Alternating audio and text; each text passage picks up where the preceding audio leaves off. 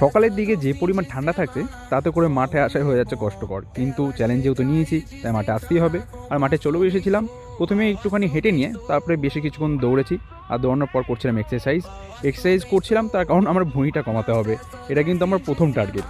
তো তারপরে এক্সারসাইজের পরই আবার একটু স্ট্রেচিং করছিলাম। স্ট্রেচিং করার কারণ হচ্ছে খুব ব্যথা করছে লাস্ট দুদিন এই মাঠে আসার পরে, পাগুলো ভীষণই ব্যথা করছে। তো ব্যথা কমানোর জন্য স্ট্রেচিংটা খুব প্রয়োজনীয়, তাই স্ট্রেচিং করছিলাম, অনেকক্ষণ ধরে স্ট্রেচিং করেছি। আর বিক্রম আমাকে খুব হেল্প করছে প্রত্যেকটা দিন, ওনা থাকলে তো এগুলো ঠিক করে করতেও পারতাম না। আজ একটু পুশ আপ মারা ট্রাই করেছিলাম, তো দেখতে পাচ্ছ পুশ আপ মারছিলাম এখানে। এরপর করেছিলাম কিছুক্ষণ যোগাসন। আজকে 3 নম্বর দিন। আজকে সময় নষ্ট করিনি, এসে ডাইরেক্ট পুরো মাঠে নেমে গেছি। আর যতটা পেরেছি করেছি ভালো মতো। 2 দিন পার করে আজকে 3 দিন। শরীরটা বেশ ভালো লাগছে, ফুরফুরে লাগছে, মাঠে আসতে এমনি মন ভালো হয়ে যাচ্ছে। রেগুলার আসবো, যা প্রতিশ্রুতি নিয়েছি তা রাখবো। যাই হোক, 365 দিনের বছর, তাও আমি 3 দিন বাড়িয়ে নিলাম 2025 শেষে 3টে দিন জুড়ে।